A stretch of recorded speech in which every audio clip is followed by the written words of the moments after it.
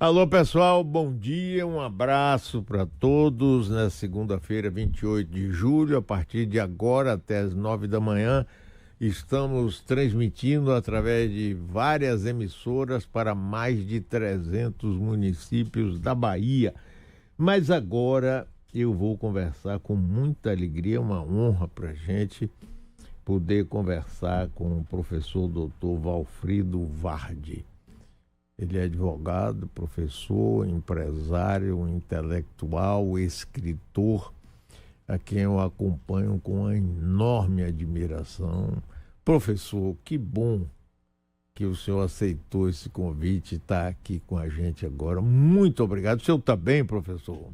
Muito bem, querido Mário. Um convite seu comporta uma presunção absoluta de aceitação.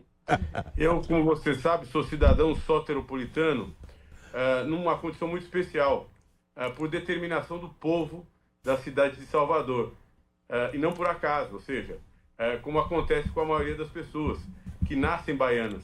Eu fui escolhido para ser baiano, e lhe dar mais uma vez uma entrevista é uma honra muito grande para mim, falar consigo e com o seu público.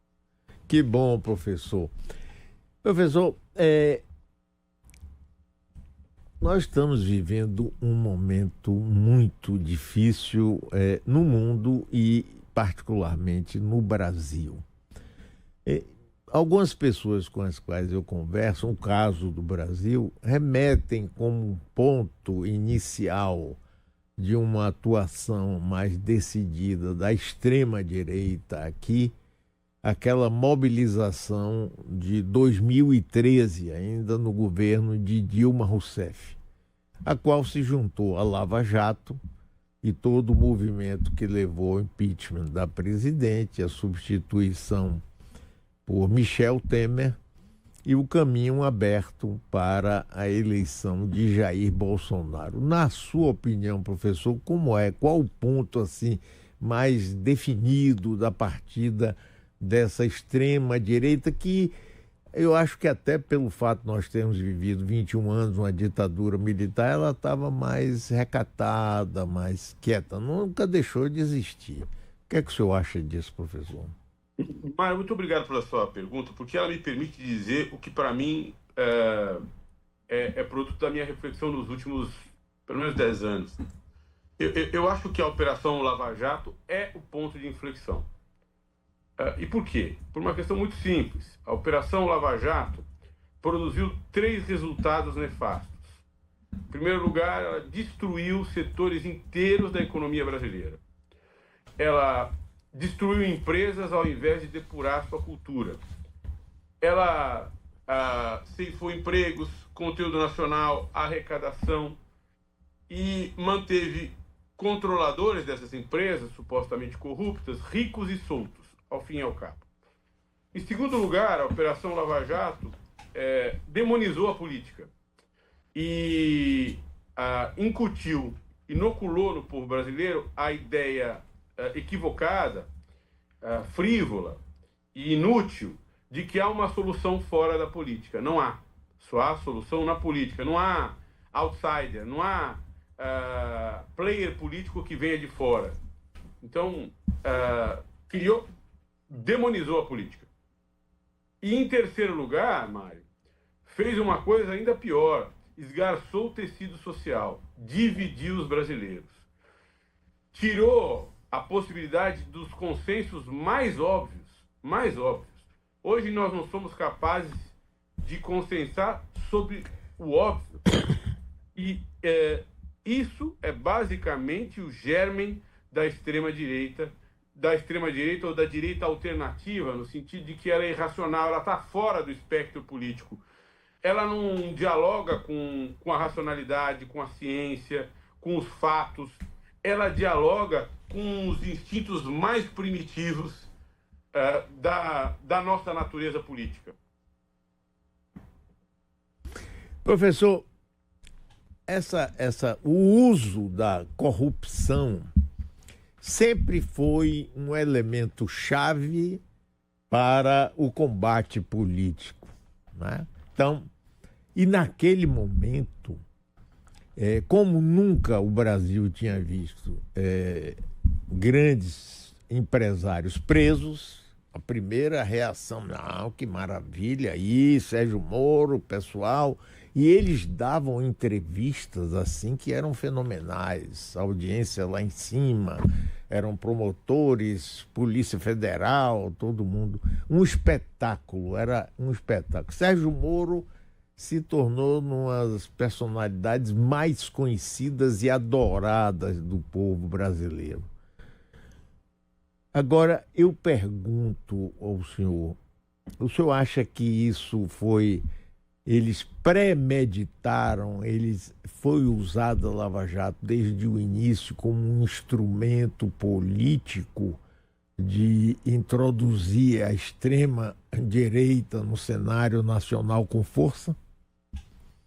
Eu acho que a realidade, Mário, é sempre mais complexa, né? Eu acho que há uma dose de premeditação e uma dose de senso de oportunidade. Então, vamos lá. É óbvio que há um viés político, há uma instrumentalização política do combate à corrupção na Lava Jato. E se ela por parte dos seus protagonistas brasileiros, ela antecede o início da Lava Jato, ou não, eu já não sei. Mas em um determinado momento, os protagonistas concluíram que eles tinham se transformado em figuras político-eleitorais. Tanto é que todos eles, os protagonistas da Lava Jato, salvo raras e honrosas exceções, se lançaram na política. O juiz Moro passou a ser ministro da Justiça do candidato que venceu as eleições contra Luiz Inácio Lula da Silva, inelegível por uma sentença do Moro. Ou seja, o ministro se tornou ministro porque o juiz condenou aquele que poderia ter sido vitorioso no pleito eleitoral. Forças estrangeiras atuaram, certamente atuaram, no contexto de uma guerra comercial contra o Brasil e contra as empreiteiras brasileiras que atuavam em mais de 100 países e que eram excelentes sob o ponto de vista técnico, mas estavam inseridas numa profunda bagunça de financiamento de campanha no Brasil, um país onde o financiamento das eleições e da política, de um modo geral, não é racional. Continua sem ser racional. Além disso, nós tínhamos, desde 2013, todos os instrumentos para a politização e para a violação de garantias constitucionais dentro da legislação de combate à corrupção, continuamos a ter. Então, se você me pergunta se havia uma premeditação para que se levasse, conduzisse o Brasil a um governo de extrema-direita, como ao fim e ao cabo acabou acontecendo no Brasil, eu não poderei dizer ou cravar na pedra, mas que há uma premeditação, um grau elevado de premeditação para demonizar o campo progressista, os campos mais próximos, os campos políticos mais próximos da democracia, enlameando de uma presunção de corrupção toda a política, eu não tenho dúvida. Professor, durante o apogeu da Lava Jato, nós assistimos, e o povo aplaudia, um excesso absolutamente absurdo de prisões, sem data marcada para nada e outro tipo de coisa. E que me preocupava muito na época era o silêncio ou a conivência do Supremo Tribunal Federal. Quando Sérgio Moro torna público uma conversa telefônica entre a presidente Dilma no exercício do cargo e Lula, ele pede desculpas e o Supremo simplesmente aceita. Como é que o senhor vê isso, professor Vargas? Veja, a Lava Jato ganha impulso por conta de uma omissão do Supremo e ela se encerra por conta de uma ação do Supremo. Na realidade, ela inicia o seu desmantelamento a partir de decisões judiciais, sobretudo no contexto da Suprema Corte, a exemplo da decisão ou das decisões que deram validade aos achados da chamada Vaza Jato, Operação Spoofing, na decisão que tornou incompetente e depois suspeito o Sérgio Moro para julgar Luiz Inácio Lula da Silva, e a partir daí, um sem número de decisões da Suprema Corte, invalidando provas colecionadas no âmbito de delações premiadas que foram obtidas sem a observância das devidas garantias processuais e constitucionais. Então, de fato, a Suprema Corte ganha impulso, a Lava Jato ganha impulso numa omissão da Suprema Corte lá pelos idos de 2015, 2016, 2017, certamente, 2018, e aí, com a eleição de Jair Bolsonaro, a Suprema Corte, certamente, que é uma corte político-jurídica, começa a perceber que aquilo tudo estava articulado e que aquilo tudo colocaria uma pressão destrutiva sobre as instituições e sobre o Estado Democrático de Direito. E começa a reagir. Isso fala muito sobre as cortes. Isso que eu acabo de dizer fala muito sobre as cortes. As cortes são compostas por homens e mulheres. Dirão as mulheres que fazem pressão para entrar, para que haja mais assentos de mulheres na Suprema Corte e nas cortes superiores, que há mais homens do que mulheres, né? Então esses equívocos são mais masculinos do que femininos, e elas terão razão. Mas são cortes feitas por gente, compostas por gente, que sofre as pressões das ruas, que sofre as pressões da mídia escrita e da mídia televisada, sob o intenso espetáculo do combate à corrupção, naquele momento, e também sucumbe, evidentemente, aos interesses políticos, às vezes os mais mesquinhos. Portanto, a Suprema Corte do Brasil não é diferente nesse sentido de nenhuma outra corte, e os seus juízes não são diferentes de outros juízes. São pessoas, e sujeitas às mais diversas influências, humores, caprichos e também virtudes. Doutor Valfrido, tem o governo Temer, a Lava Jato cresce, Jair Bolsonaro é eleito, com pleno apoio da elite, que, no meu entendimento, não sei se o senhor concorda, disse, bom, mesmo que eu não confie nele e tal, ele vai ter lá o posto Ipiranga. Aliás, eu entrevistei ele aqui nesse estúdio e perguntava sobre economia, ele disse assim, eu não sei nada. Quem vai fazer tudo é Paulo Guedes, que é a Suprema Corte, o legítimo representante da elite financeira brasileira. Mas aí, ao longo do governo, vão acontecendo outras coisas, até pela própria personalidade e desejos do presidente Bolsonaro. E, ao final, professor, nós temos um Congresso tão forte que a gente fica sem saber se temos um regime presidencialista ou um regime parlamentarista, porque grande parte do orçamento ficou agora na mão do Congresso Nacional. Como é que o senhor vê essa transição e essa mudança, professor? Não, eu acho que a sua pergunta é sempre muito oportuna nesse sentido. Me permita primeiro fazer uma consideração sobre a elite brasileira. As elites no mundo todo são mais ou menos nefastas, mas sempre algo nefastas. A elite americana instrumentaliza o seu país para usurpar outros países. A elite brasileira tem autorização do império para usurpar o seu próprio povo. Essa é a realidade. E configurou as estruturas de Estado e o sistema de justiça para colaborar com essa usurpação, quem quer que seja o presidente da República. Mesmo com o presidente da República progressista e com as intenções de distribuir renda no Brasil, será difícil e sempre muito difícil fazê-lo, porque as estruturas de Estado conspiram em favor das elites que pretendem justamente o contrário, que é a concentração de renda. E, então, ao dizer isto, não é natural um certo desinteresse das elites pela política circunstancial no Brasil.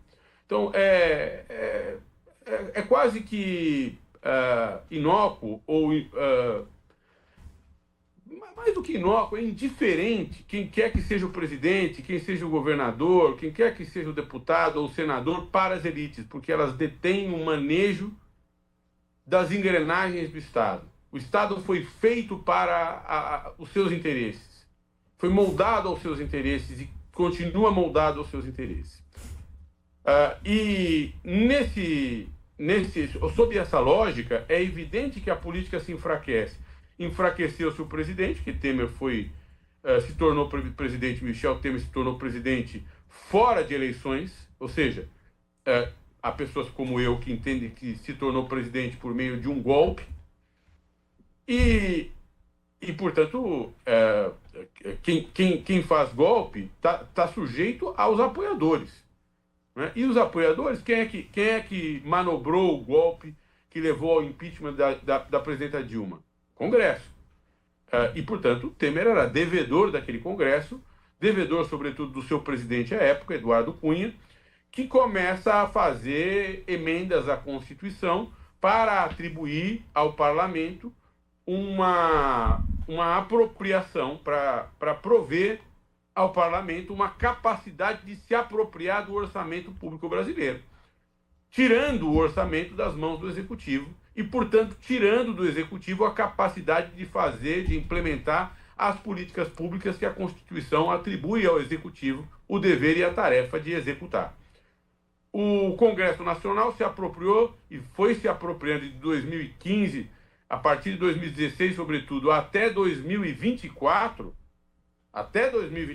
de 2/3 do orçamento livre do país. Ou seja, fora o R$ 1 trilhão que é utilizado para pagar os juros da dívida pública, 2/3 ficava na mão do parlamento para fazer pontezinhas, supostamente, para comprar dentadura, para comprar tomógrafo, para fazer pavimento em rua de cidade do interior, muitas vezes sem chegar lá, dispersado em corrupção, ou então essa verba sendo utilizada como instrumento de financiamento de eleições às avessas. Isso tem um freio quando o PSOL, e aí eu posso dizer com bastante orgulho, representado por mim e por outros advogados, ajuiza uma ação direta de inconstitucionalidade dessas emendas parlamentares impositivas perante a Suprema Corte. Essa ação tem como relator o ministro Flávio Dino, e o ministro Flávio Dino baixa uma medida cautelar, uma liminar, profere uma liminar suspendendo o pagamento de todas as emendas impositivas, até que governo, ou seja, executivo e legislativo, fizessem um acordo, como de fato fizeram, com a promulgação da Lei Complementar 210 de 2024, que impõe uma série de restrições ao parlamento, que cria uma série de despesas, ou pelo menos cria uma lógica para a alocação de recursos, o que vem sendo chamado de cardápio, para compassar essas emendas parlamentares à política pública do Executivo e submetendo as emendas ao crivo das pastas ministeriais. Isso vem causando, como sabemos, ainda forte embate entre os poderes, né?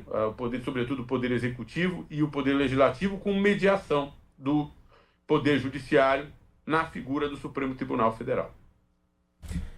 Doutor, o papel dos militares nesse quadro, eu acho que é um segmento importante. Lembro, inclusive, de uma publicação, um WhatsApp ou Twitter, alguma coisa dessa, nas redes sociais, do general Vilas Boas, um recado dado ao Supremo Tribunal Federal, que estava para analisar algo em relação a Lula. E aquele recado foi tomado assim, sabe? E a vontade dele foi feita. Aliás, ele tem mostrado que em publicações que o Brasil devia ser economia neoliberal, a família, contra a corrupção, esse cardápio que a gente vê, que é muito parecido com outras ditaduras em outros tempos, em outros lugares do mundo. O que é que o senhor acha dos militares no Brasil? Mário, em primeiro lugar, é preciso dizer o seguinte: não há Estado forte sem Forças Armadas. Não há Estado capaz de entreter negociações ortogonais com outras nações sem ter uma defesa organizada para proteger seu território, seu povo e sua soberania. Não preciso de exemplo melhor do que o que vivemos hoje. Nós queremos entreter uma negociação com os Estados Unidos a respeito do tarifaço que pretende nos impor o governo de Donald Trump, mas nós somos um país que é comercialmente dependente de muitos países e que, sob o ponto de vista militar, sob o ponto de vista das suas defesas, é um país absolutamente incapaz de se defender. É um país que não tem forças armadas capazes de, para ser bem sincero, meter medo em ninguém. E isso é muito ruim. Isso é muito ruim, porque no fim do dia, quando o soft power já não tem vez, o que prevalece é o hard power. E o hard power, ou seja, o poder duro, né? E o poder duro está alicerçado na capacidade de agredir e de se defender. E o Brasil não tem nenhuma das duas, por conta de termos forças armadas desorganizadas e desorganizadas porque elas se politizaram. Aliás, elas nunca deixaram de se meter na política desde a redemocratização, porque a redemocratização do país se deu no contexto de um enquadramento militar, ou seja, foi feita dentro de um enquadramento militar, cumprindo um script dos ditadores militares que sucederam no Brasil desde 1964. E, portanto,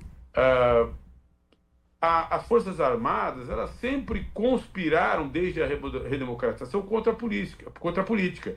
Está vendo como os bons éramos nós, os honestos éramos nós? A cada escândalo de corrupção, os nossos generais se regozijavam. Está vendo como os eficientes eram nós, toda vez que eram implementadas pelos políticos profissionais políticas públicas ineficazes? Enfim, e tiveram com Jair Bolsonaro a oportunidade de se infiltrar novamente nas estruturas de governo. E foi um desastre. Foi um desastre completo e absoluto. Por quê? Foi um desastre completo e absoluto porque foi um governo ineficiente, foi um governo desastroso, sob o ponto de vista econômico, sob o ponto de vista social, sob o ponto de vista político, mas pior do que isso, porque ficou caracterizado, e agora se convolou numa denúncia-crime, que membros da alta cúpula das Forças Armadas que se envolveram em política e passaram a ocupar cargos, inclusive de ministro, no governo Bolsonaro, conspiraram contra a democracia e praticaram crimes contra a democracia, como vem sendo provado no contexto de um processo penal que corre no Supremo e que poderá levar à condenação, inclusive, do próprio ex-presidente Jair Bolsonaro. Professor, o Brasil continua muito dividido, muito dividido. O presidente Lula tinha por meta fazer uma certa união nacional, respeitando uma direita democrática, como é bom que exista, uma oposição, mas não conseguiu até agora. O que eu acho mais difícil, mais complicado nesse momento, professor, é de que não há uma comunicação entre o governo Lula e a grande massa da população brasileira, cuja parte importante, inclusive do ponto de vista eleitoral, continua achando que os programas Minha Casa Minha Vida, isso e aquilo, Bolsa Família, são coisas ultrapassadas. A população brasileira mudou muito de Lula 1 para Lula 3. E do outro lado, a gente vê caminhar celeremente essa direita para buscar, essa direita não democrática, buscar ganhar a próxima eleição. E aí a gente vai partir no próximo ano para uma eleição extremamente importante para o Brasil, com uma influência externa agora negativa, porque a eleição passada a gente tinha Joe Biden, que de uma forma ou de outra ele queria que o Brasil tivesse eleições livres, etc, etc. Sim, dentro da visão americana. Como é que o senhor vê essa situação, dessa divisão e, sobretudo, o que me deixa perplexo às vezes, professor, que a grande massa da população, de eleitores, digamos assim, acabaram se transformando, é o pobre de direita, como disse Gessé de Souza. Como é que é isso? Veja, Mário, eu acho que você faz provocações excelentes nessa pergunta e que me permitem dizer algumas coisas que eu acho que são importantes. A primeira delas é a seguinte: a extrema-direita, ela erra, ela mente, ela se equivoca sobre tudo, exceto sobre um fato. As pessoas estão ressentidas com o produto da democracia, no mundo todo e também no Brasil. O produto da democracia no Brasil é desigualdade social. Nós não conseguimos aplacar a desigualdade social. Mais do que isso, nós vivemos, por conta de sermos instigados pelas redes sociais o tempo todo, no ápice do hedonismo, no ápice do nosso desejo por ter e no pior momento do nosso desejo de ser. Nós queremos relógio, roupa, carro, viagem, comida, restaurante, passeio, né? E nós estamos nos preocupando cada vez menos com as nossas essências e cada vez mais com a maneira como as pessoas nos percebem. Ou seja, nós podemos estar doentes, nós podemos ser feios, nós podemos não ter cabelo, nós podemos ser gordos ou magros, ou enfim, mas o filtro do Instagram vai corrigir. O que importa é o que as pessoas percebem. O que importa é o que é aparente. Portanto, tudo isso conspira para uma dissociação profunda entre a realidade e a percepção da realidade. E não à toa, a política vem sendo feita com base na percepção da realidade e não com base na realidade. Isso. Com base naquilo que se acredita ou que se quer acreditar, melhor dizendo, que se quer acreditar, porque nós sabemos que nós não somos tão bonitos, com as peles tão esticadas e tão perfeitas, quanto os filtros do Instagram permitem perceber. Nós sabemos, no fundo, que que as nossas roupas não são de qualidade tão boa quanto poderiam ser, que nós não somos tão ricos ou que não vivemos uma vida tão feliz quanto os nossos posts permitem acreditar. E também nós sabemos que o que os nossos candidatos dizem não é uma verdade absoluta. E que muitas vezes é mentira mesmo. Agora, tem um fato aí que é inarredável, que é inafastável. Nós somos todos nós, somos todos ressentidos com o que a política foi capaz de produzir nos últimos 30 anos no Brasil. A política, quando nós nos deparamos com coisas como o orçamento secreto, emenda PIX, com rachadinha, com corrupção de um modo geral, com ineficiência do Estado, com os serviços que provê o Estado brasileiro, com gente comendo carcaça, é evidente que a gente fica muito chateado, descrente da política e aí quer votar no candidato palhaço, quer votar, enfim, quer uma ruptura completa e absoluta, porque do jeito que está, não pode ficar. Agora, eu não concordo, eu já tive a oportunidade de dizer isso ao meu amigo, queridíssimo amigo Gessé, que o pobre seja de direita. O que há entre as camadas populares é a profunda indignação com o fato de que a prosperidade não pode... a prosperidade não foi feita para o pobre. Então, quando chegou a vez do pobre de ter coisas, dizem para o pobre, olha, a prosperidade é uma coisa feia. Ter dinheiro não é bom. Você não deveria querer ter dinheiro, porque ter dinheiro, ser próspero, querer ser próspero é coisa de direita. E também porque há eu não vou dizer equivocada associação entre conservadorismo de costume e ideologia de direita. Você pode ser conservador de esquerda. Nós conhecemos um monte de conservadores de esquerda. A minha segunda esposa dizia, você é o esquerdomacho, né? Ou seja, você é um conservador de esquerda. Eu dizia brincando, mas tinha um pouco de razão, e o trabalho que a gente faz de se desconstruir machista é um trabalho diário. Enfim, o que eu quero te dizer é que o que é ser do campo progressista também mudou e está mudando. O que é ser de esquerda também mudou e está mudando. As pessoas têm menos solidariedade, elas estão menos preocupadas com as outras e muito mais preocupadas com elas próprias. Então, dizer às pessoas, olha, nós precisamos cuidar dos pobres, não é? Num contexto de profundo egoísmo, de incitação ao egoísmo, é quase que uma ofensa.